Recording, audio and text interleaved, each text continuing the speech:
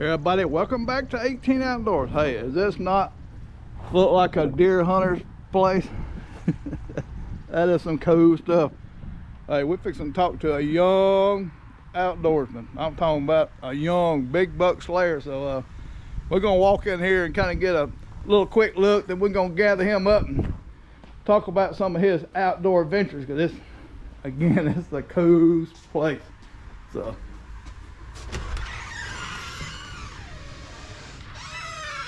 look at all of this.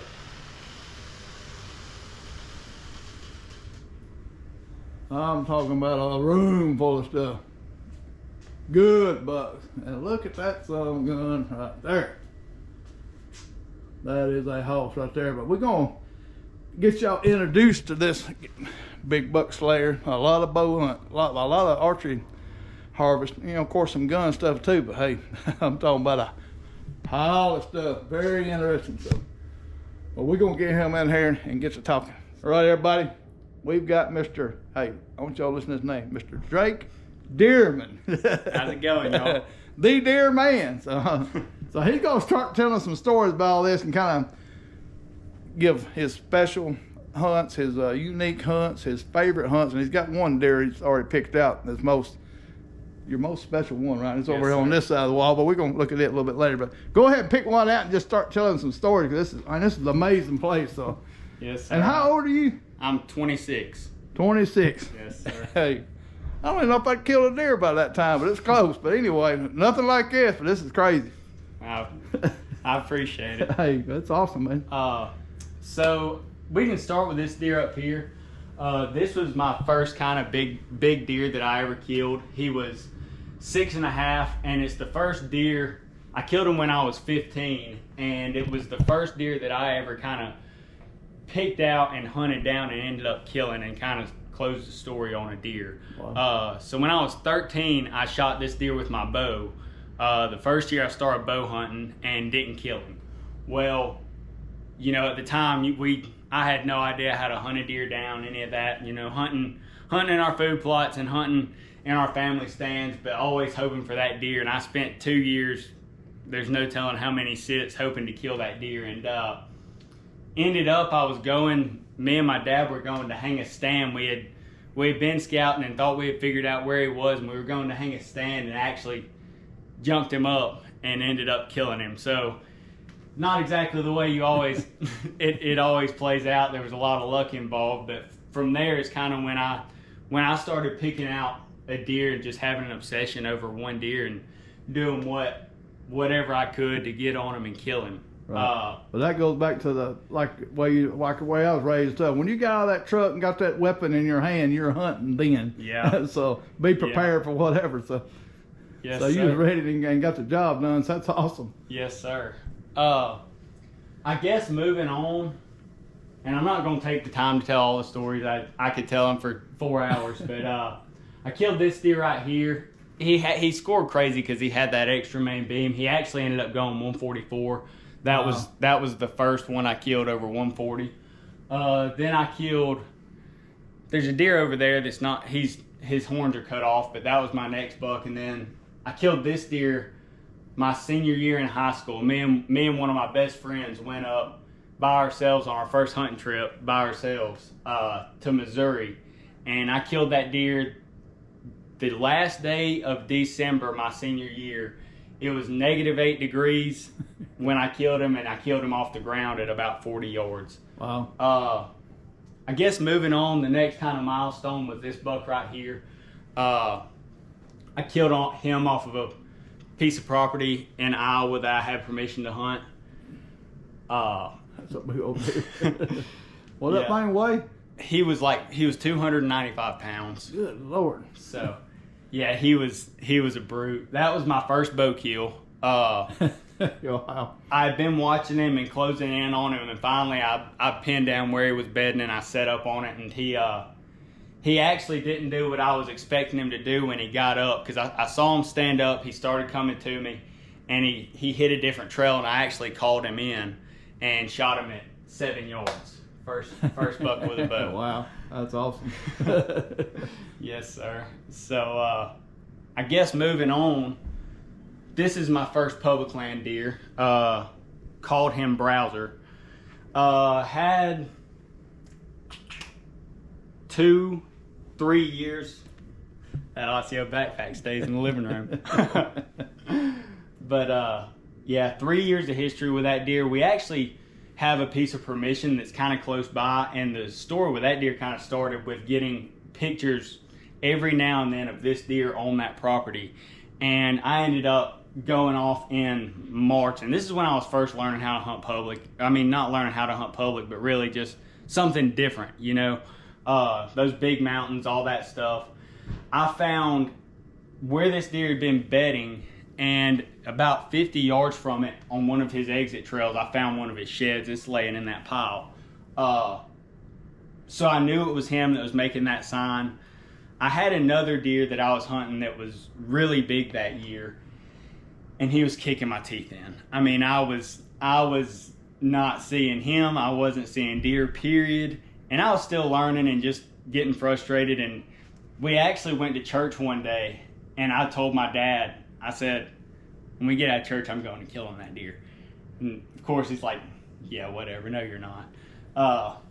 So what I did is I parked and I started walking up the mountain. It was a 1.2 mile walk and a 640 foot elevation change from the truck to where that bed was.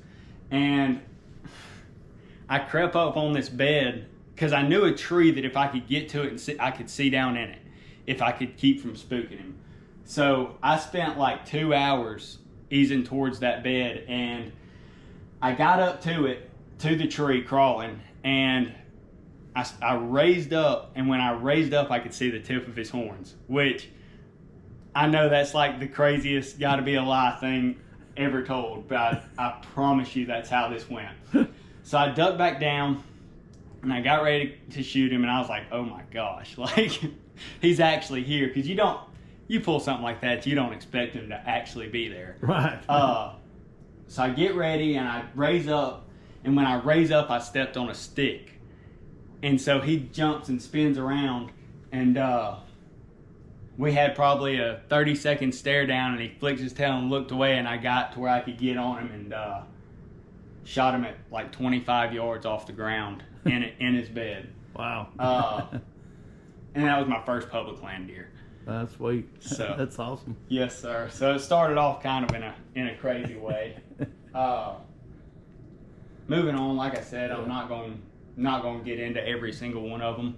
Hey, this dang little corner right here is a lot of people's dreams, you know, for as far as great bucks. I mean, goodness gracious. I mean, he grew up shooting whoppers.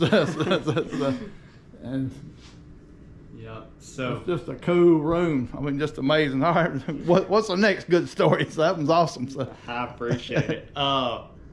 In between, I killed this deer. I killed him in Missouri on a rut hunt. Quick story on him. Me and 2 of my buddies go up to Missouri every year, just like an annual public land hunt.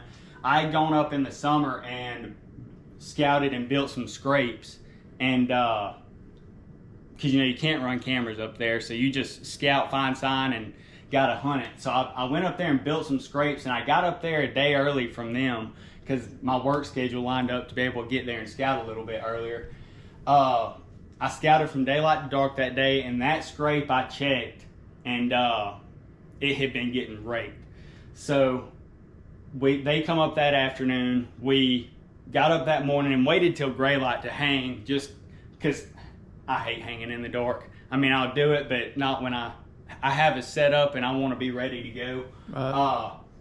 So I got set up and sent the text to 8:01 to my buddies and said, I'm good. And at 8:15, I was climbing down. Wow. First 15 minutes on a 10-day hunt. So that's awesome. Oh, you can't beat that for nothing. No. Sometimes it just happens like that. And then I guess in between some of these are deadheads. I killed him in Kentucky. That was my first my only velvet buck. He's not crazy big, but I'll take it. Oh yeah, I'll take it. I'll tell a story on this one because I killed him and then I killed him. This one's from the National Forest here around the house. I always do my scouting in March, try to cover as much ground as I possibly can.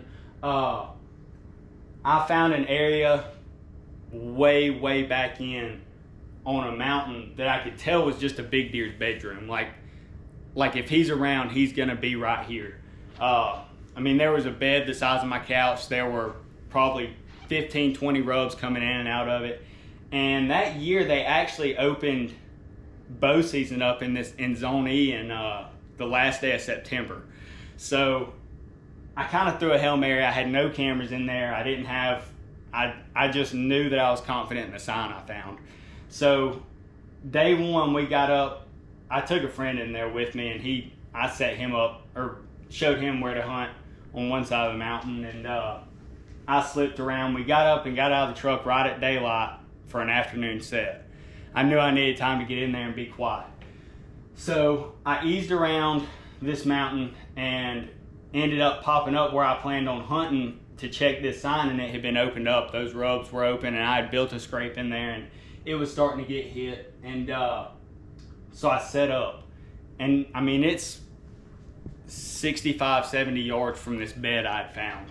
I got set up at 12 o'clock, and at like 1:30 I heard a deer coughing. And so I assumed he was in there. I had no idea what he was. I just knew off the sign that I thought it was a mature deer.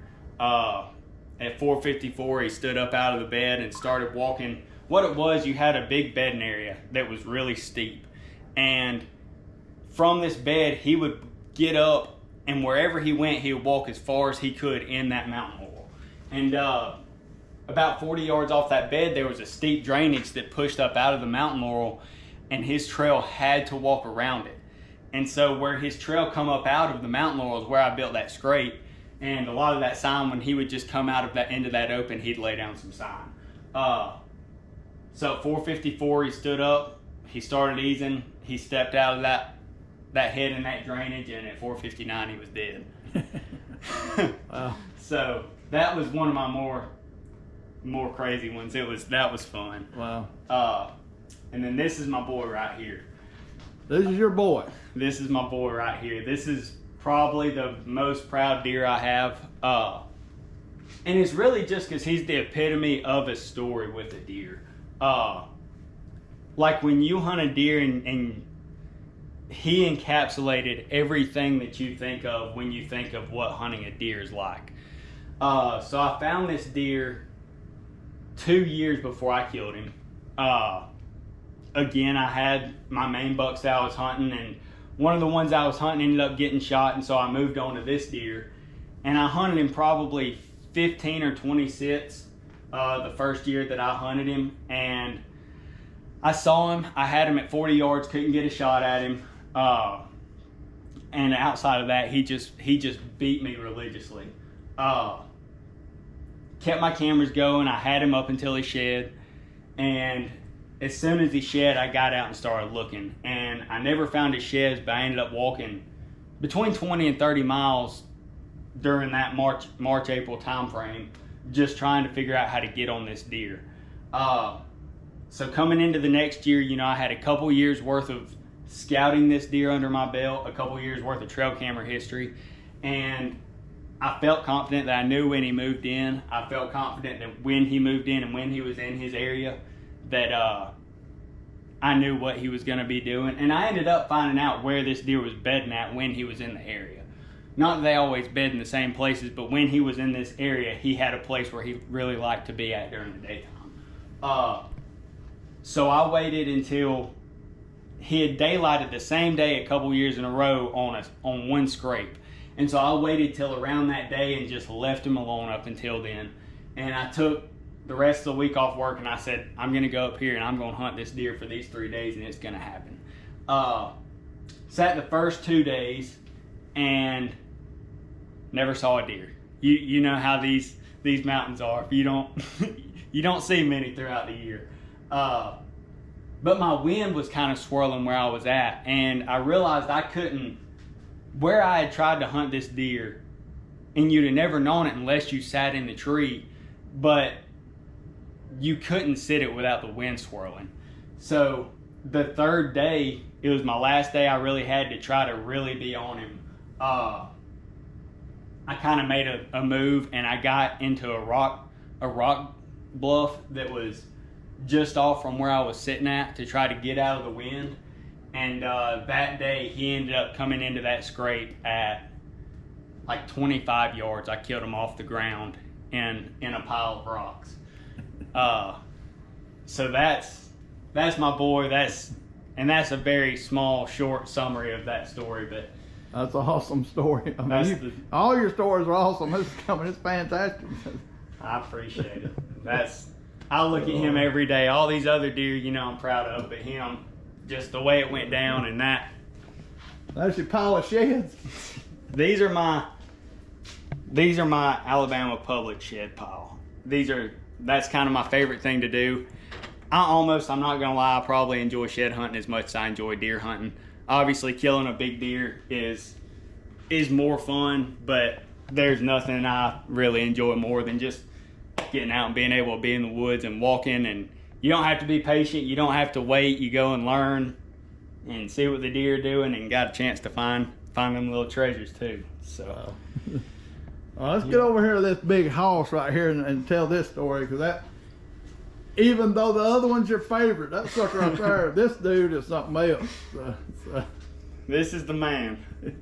So, you want me to tell the long version or the short version? Tell the long version. Okay. Dude, I love the versions. So, I went to this area for the first time last year in March. Again, when I try getting to a new area, I'm trying to hit it when it's brown, scout it, see what the sign's like, see what kind of horns are there. I found some sign on what I could tell was a really big mature deer. I spent a couple days scouting, ended up coming back in July and glassing.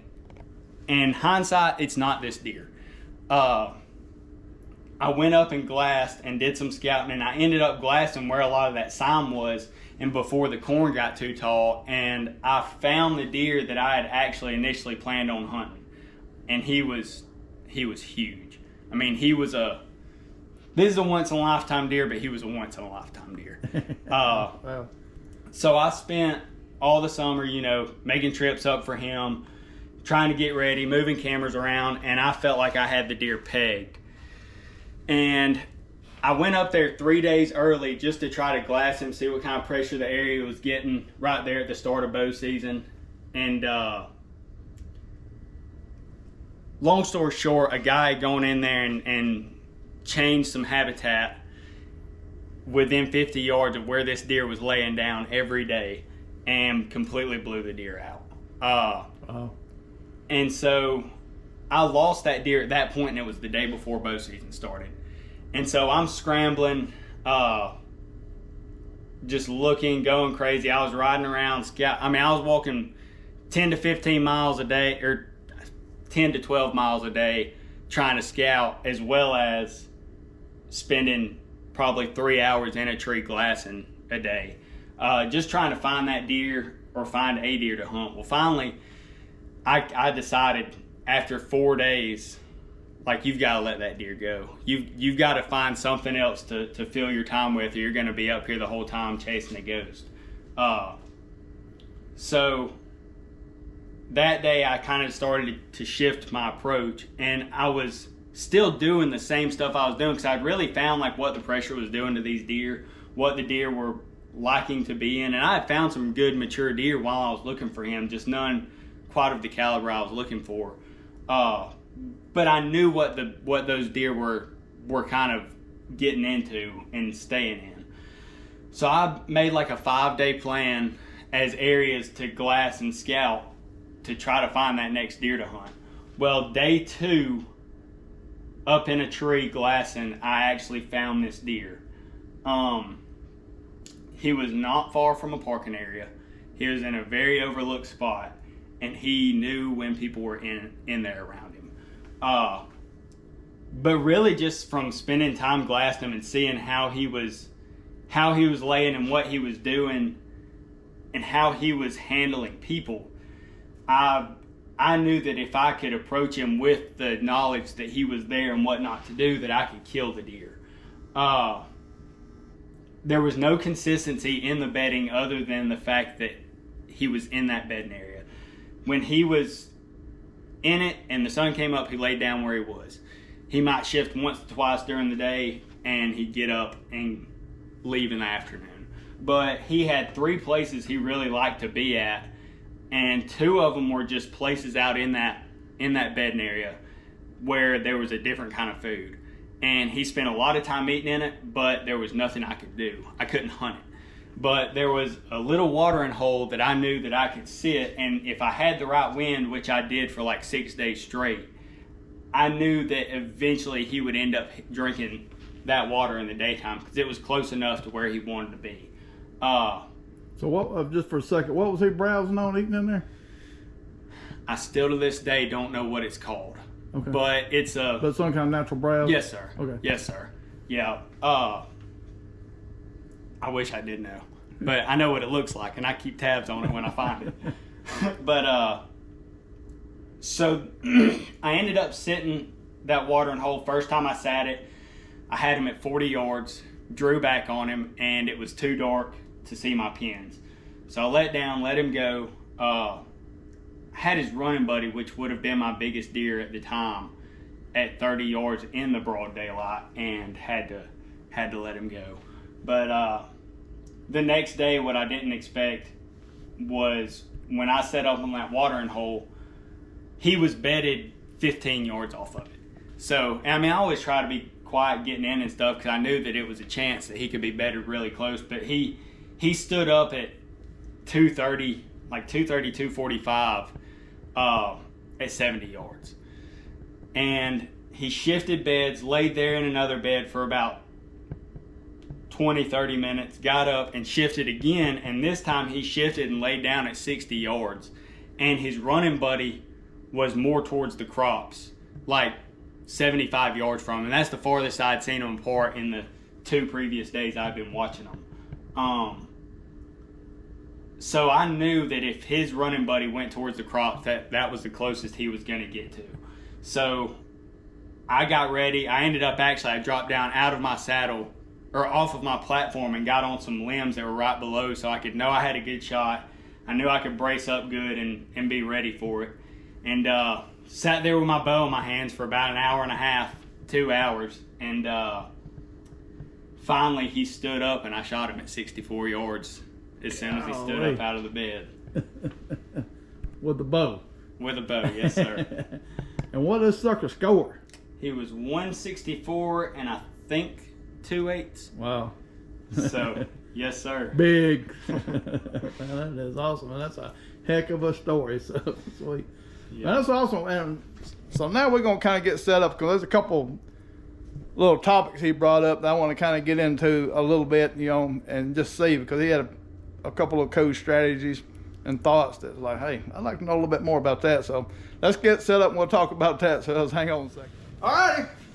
We're going to finish this up with Mr. Drake Deerman. And he told me something a few minutes ago. It was like, I was like, how many deer you killed? And how many bucks do you say you've killed? 19. 19 and crap. The majority of them is nicing. So it's kind of unique for somebody who's been raised in Alabama that you've never shot a spike, right? No, sir. What's the smallest number of points? The smallest number of points was a 5-point, but like I said, he was about 180 pounds. He was a mature deer, just wow. Didn't have many points. Well, that is so unique for somebody been raised in Alabama. You're 26, right? Yes, sir. So the accomplishments he's done is very unique. Again, like I was saying earlier, I'd barely killed a few deer, but then let alone kill a decent one. So, but there's a couple of things I want to talk to you about. Number one, your postseason scouting, and you tell me that you're looking for certain pockets and certain basically size of deer. You got pretty extreme goals, I guess, but realistic goals. So if you don't mind getting into that first, then I want to talk to you about your scrape making stuff too. So. Okay. Yeah. So every year, it is kind of my routine. The day after deer season goes out, I start scouting. Like the day after deer season is always my favorite day to get in the woods. I'll go, and that's kind of my time where I scout new areas, anywhere I've never been before. And the reason for doing that is when you find those mature bucks, and I don't know if you've seen kind of the same thing, but they will have their consistencies. There's some stuff that changes, like acorn crop or small food like details where they could bounce here or there, but they're gonna have their safe zones and the places they like to live and bounce to that food within that radius. And that's really what I'm looking for, is where these older deer are living. And so I start out my new areas, in the right after deer season. I guess if you're talking about what kind of sign I'm looking for, big rubs. Big rubs are always the dead giveaway that not necessarily a giant deer, but a mature deer. And there are some details about a rub that you can kind of tell a little bit about his rack maybe. But good bedding areas, because especially here, and I think here is where I really got good at that, because you can't always see a bedding area on a map. If you're looking at a 4,000 acre block of woods that looks the same from point A to point B, and that's 7 miles apart, you just got to get your boots out and scout. And so looking for the... Hang on just for a second. So you're kind of got an idea now over the last 4 or 5 years what you're looking for as far as that bedding part in basically hill country or kind of slightly mountainous country. What kind of tendency or what kind of specific thing you're looking for as far as that bedding part that gives you, that says, all right, I know I need to look there? I'm looking for mountain laurel, and I'm looking for, I call it sparkleberry. Do you know what I'm talking about? I've heard people talk about it. I don't know what the real name is. That's kind of what we call it around here, but it's a natural shrub that looks almost like what's that stuff people plant in their yards? Crepe myrtle. It almost looks like a crepe myrtle, but it's more of a bush. Like instead of having long trunks, from this high up, it branches out and it makes just natural thickets. Usually, if you run into a what I'm calling a sparkleberry thicket, it's usually bigger. It'll cover a good section of a mountain, and so usually those deer are less defined as far as bedding in specific places. You just know that they like being in that area. Mountain laurel is usually a lot more defined, confined. You're not going to have your big 50, 60 acre thickets of it here. I know in other places they do, but you're looking a lot of the times at 1 5 acre, probably maximum thicket, and it's the only one for a mile or 2 miles. And so when you can run into one of those bucks really tend to hone in on those, and they really tend to pack deer, but the biggest deer is usually going to have I would say the best, but probably the most strategical bed in that bedding area. Your does will kind of bed wherever in it. They'll maneuver around, but no, in mountain laurel, your does will bed more they'll bounce around, they'll get up, and they'll maneuver. The big deer, and not that he always beds in that mountain laurel thicket, but when he is in that area, because their home ranges, from what I found, are huge. Like the one I was hunting this year was covering, the way a crow flies, about 2 miles. So they're not in the same places every day.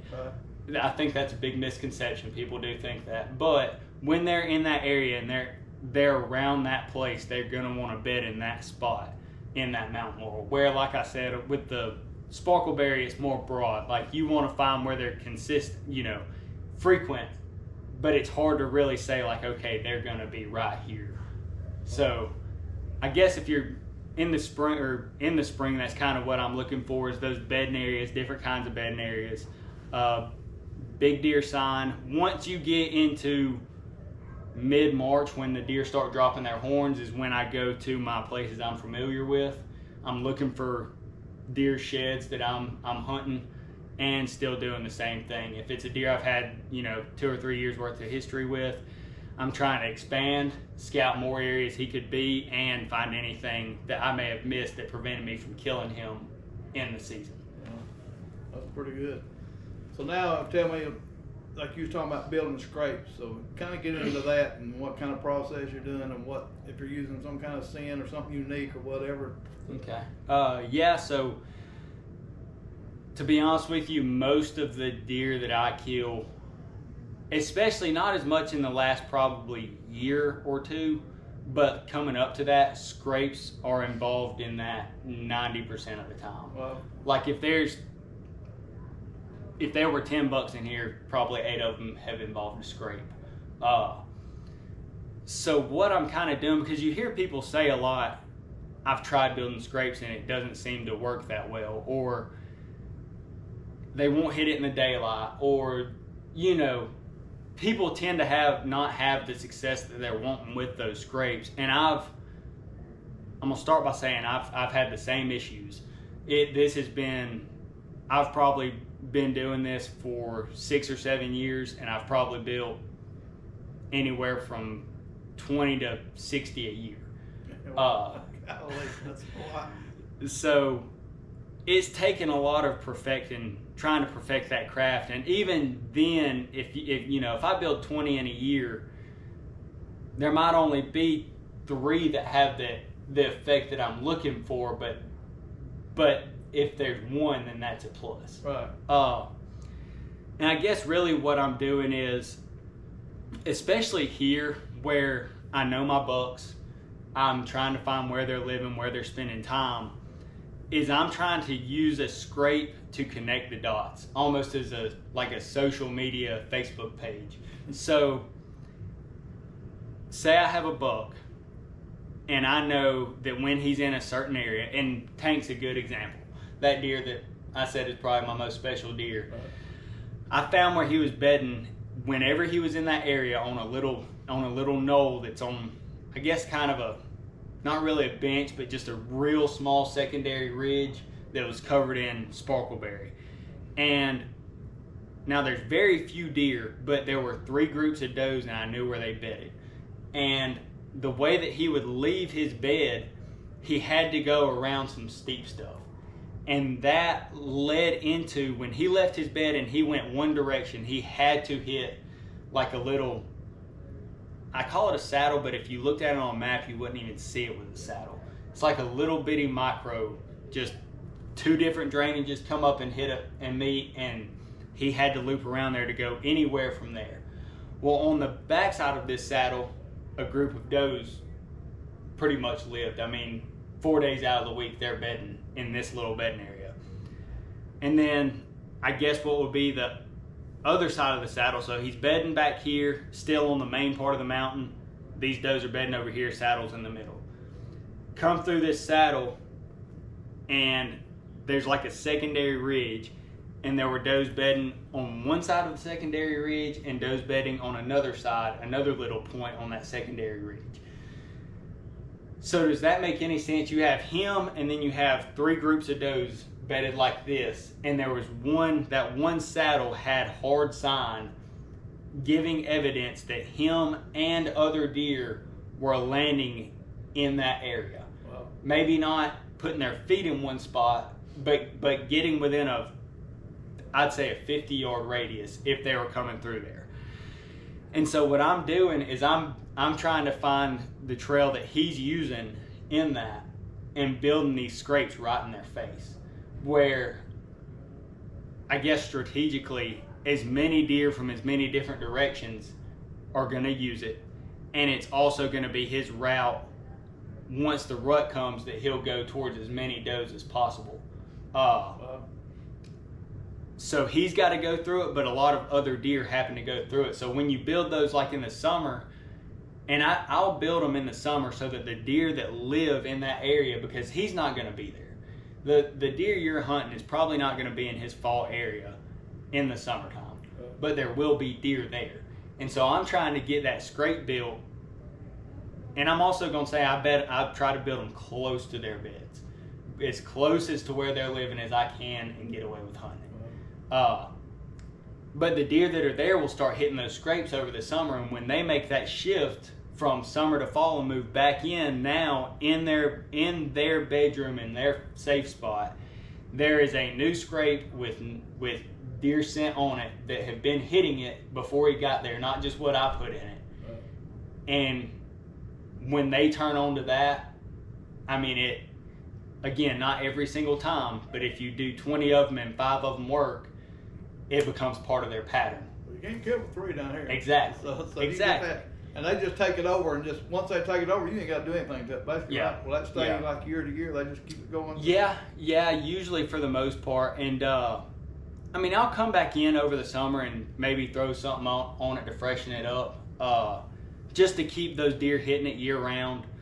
I have had mature bucks working scrapes every month of the year. There are slow times, and there are you know, obviously right now it's not going to be like November, but they're trying to put that weight back on, especially in Alabama from the winter we had this past year. So. Exactly. But if you can get that established as a real community scrape, and they're around, they will come and check it. You know, they'll come and see if anything's been happening on it. I'm assuming you're also bedding that somehow, or building that somehow or another you can get to it to hunt it without any kind of encroachment. Oh yeah. Now that's another key. How are you doing that? I guess you're coming up from the bottom. Mm-hmm. So. Usually, I'm trying to build them on,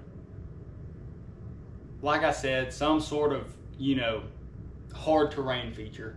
And I'll use what's making those terrain features, like you said, coming up from the bottom, and I'll walk in, and it may mean walking 3 hours through the rocks in a drainage, you know, climbing 400 feet.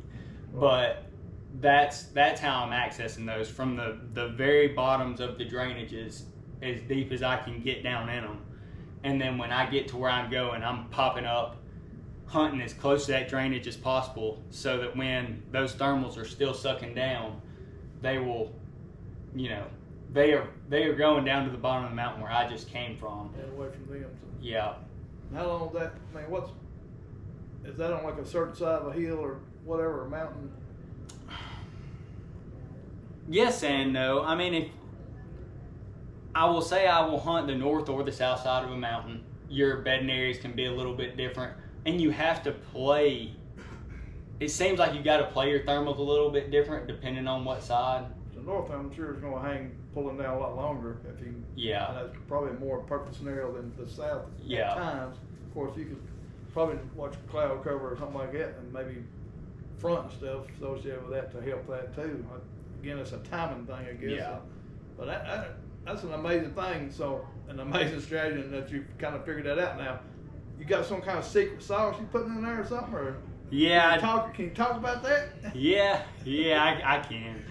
I use buck fever and buck fever synthetics, which, you know, back at the time when I was really starting to learn how to kind of do this, I listened to Troy Pottinger a lot, and that's where I got that, you know, that stuff from. And I kind of do, you know, he makes his own little mix, and I kind of make my own little mix. I have a few different things I put in it, but the buck fever really does work well. And I'm not basing. Hey, got a promotion there for buck fever synthetics. Buck fever synthetics. Yeah. But you're welcome, Troy. Yeah. We ain't near as big a channel as you are, but hey, that's cool. So I've listened to a bunch of Troy stuff over that. That's pretty unique, and it's some, you know, it's very similar to what, you know, where you live at, the mountainous stuff, you know, and how you've been able to do that and incorporate what he does into that is very neat. And that's, you know, some people don't even think about, especially in the South, listening to somebody that lives like in Idaho and Washington State and stuff and doing that. But it can, you know, it can play into kind of where we're hunting at in the areas, and maybe in some of the traveling stuff. You do that, I'm assuming, some of the other states you hunt too. Yeah. So. Yeah, that one, which, like I said, I told you this when we were off, but yeah, that one right there, I built a scrape where he was. I didn't know about the deer. I just knew it was a good area and there was a lot of good sign there. But drove up to Missouri 12 and a half hours during the summer and built some scrapes up there. Went up in November, checked them, that one was opened up and they were using it good. And that morning, my first morning hunting, I actually got up in the tree at 8:01 and was getting down at 8:15. So it works everywhere. How close are you setting up to that tree? Oh, You've got 20. a tree. I'm sure you probably, when you're, I'm going to build it here, but I got to make sure I got a tree that's got back cover or whatever. So yeah, I was about 20 yards from that. Oh, that one. Well, perfect range. So. Well, this has been an awesome deal. I mean, again, and amazing for a cat this young to never shot a spike in Alabama. You know, it's pretty amazing, and to accomplish what he's got so far. I mean, I'm looking forward to getting more pictures. You know, as long as I live from it, just to keep it going. Because again, this is incredible for somebody that young. The little system you've built, and that's another thing. You know, I try to tell people: find you something that works. You know, there's some different ways. You know, of course, a lot of things going to kind of be similar. You know, but find something that works for you. Get comfortable with it. Learn the areas that you're hunting, and then be patient, timing, and then hopefully get a wall like this guy's got. So that's amazing, man. I really appreciate it. Man, I appreciate it. Drake Deerman, you know, he said, that's my real name.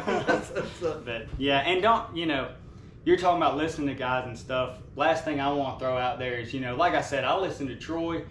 You have no idea how much I listened to you when I was really starting to learn. But guys, don't just take what, you know, they're saying, what he's saying, what I'm saying, and just live and die by that. You know, if I just listen to Michael, or if I just listen to Troy, or if I just listen to half of these guys I, you know, listen to try to learn from, and only did what they did, our eyes are different. We grew up hunting different. You know, everybody has something that can apply to you and help you, but don't try to live and die just by what everybody says. Right. You know.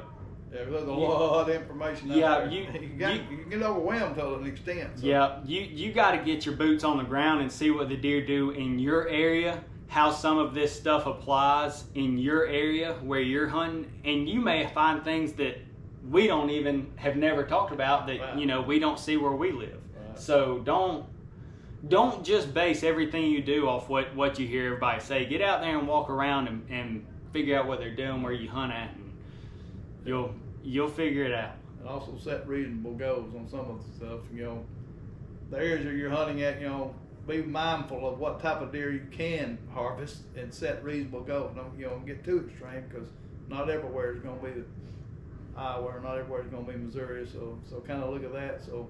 But also, great information, man. I appreciate it. I enjoy it. So thanks again. Hey, man. I appreciate the heck out of it. It's been a blast. It means a bunch that you come out here and drove all the way out here to see me, man. I appreciate it. It's well worth it coming out here just to see one of these racks, let alone all of them. So, hey, we're getting ready. Time to get them flat, get the preparation, talking to these cats. You know, getting that old heart fluttering again, getting to think about the fall coming. So we appreciate y'all watching. Thank y'all. Please like, subscribe, and we'll see y'all. Hey, everybody. Thank y'all for watching the videos. Well, again, we appreciate y'all's support. If you haven't liked, please like and subscribe. And you don't care if you haven't got one of our books, check out Amazon and get a book. Also, we got a link on there where you can, on our YouTube channel, where you can go on. We got a little store set up. Like if you're interested in any kind of merchandise, shirts and stuff, you can check that out. And we really appreciate anything like that. So, again, we appreciate y'all's support. You know, keep watching. We're going to keep trying to share the outdoors and how we do the things, and try to help everybody that we can enjoy the outdoors. And, you know, we do this for just basically because of the environment and the community that's involved and built around hunting. So, again, we appreciate y'all. Like, share, and we'll see y'all again.